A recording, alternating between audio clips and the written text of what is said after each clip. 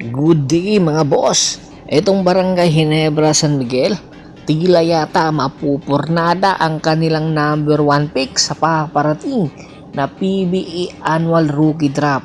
Kung matatandaan po ninyo, yung kanilang number 1 pick nakuha po nila via trade sa mga nakaraang taon kay Maverick Ahanmisi.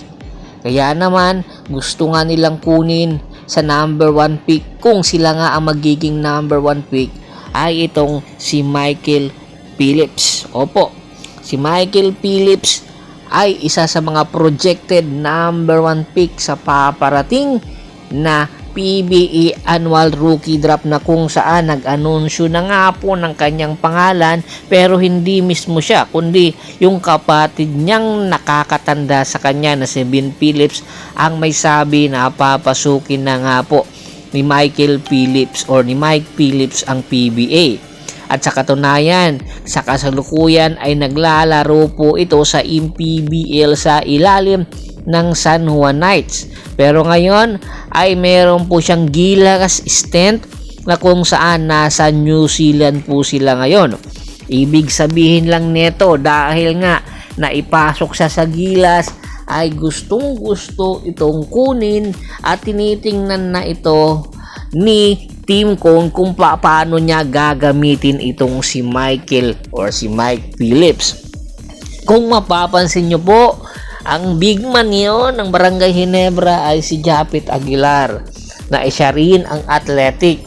Pero unti-unti na nga pong bumababa ang minuto at syempre nagkakaroon na rin po ng injury. Nararamdaman ni Japet pag may edad ka na ay hindi na bumabata yung kanyang katawan. Kaya ngayon pa lang pinagpaplanuhan na ng Barangay Ginebra San Miguel kung paano makukuha si Michael Phillips. Kanya lang po, isa sa mga balakid kung bakit hindi makukuha ito ng Barangay Ginebra San Miguel ay ang Blackwater Bossing.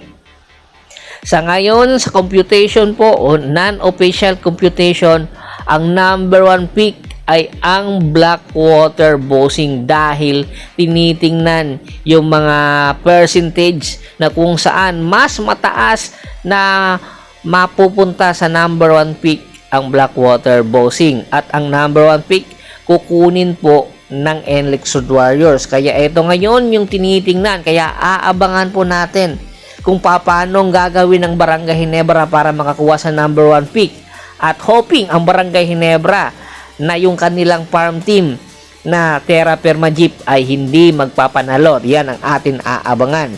Samantala, lipat naman po tayo kay Gian Mamuyak. Kung matatandaan po ninyo, si Gian Mamuyak ay malapit na po ang mag-expire ang kanyang kontrata. Isa sa kanyang mga option ay lumipat ng Japan, pero tinitingnan at tinitimbang niya ang option na yon, dahil kung pipirma siya sa Japan ay talagang bibigyan siya ng offer ng Rain or Shine Elasto Painters. Kung pipirma siya, talagang hindi na siya babalik pa hanggang 3 taon sa PBA at hindi siya makakapaglaro. Ito yung kanyang option na tinitingnan.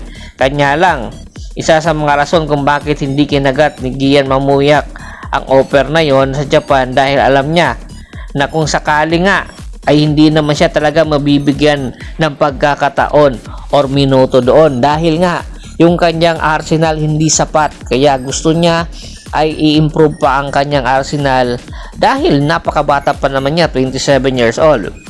Ang offer ng Rain or Shine sa kanya ngayon ay 350, pero hindi kinakagat ni Gian Mamuyang yon. Kaya naman ang option din ng Rain or Shine ay i-alok si Gian Mamuyak sa iba't ibang kupunan. Meron nagsasabi sa mga report na ang Rain or Shine noong isang araw ay nagkaroon ang mga coaches ng meeting sa PBA, at isa sa inaalok ng Rain or Shine ay itong si Gian Mamuyak. At alam nyo ba kung sinong kupunan ang nagkaka-interes? Kundi ang Magnolia Pambansang Manok Templados. Bakit kanyo? Sino nga ba ang head coach ng Magnolia? Si L.A. Tenorio. At ano bang kulang ngayon ng Magnolia? Yung slasher. At alam ni L.A. Tenorio ang kakayahan na meron itong si Gian Mamuyak. Number 1, dahil Ateneo player si Gian Mamuyak at si L.A. Tenorio galing din ng Ateneo. Pangalawa, taga saan ba si L.A. Tenorio? Taga Batangas. Taga saan ba itong si Gian Mamuyak? Taga Batangas din. Kaya hindi kataka-taka na ang magkaka-interes ay itong si L.A. Tenorio. Ang tanong, kung sakaling ngang mapunta ito doon sa Magnolia, sino naman po ang ibibigay ng Magnolia? Napakarami po ng trade asset ng Magnolia na po pwede po nilang ibigay. Alam naman natin po pwede tumanggap ang rain or shine ng mga future picks.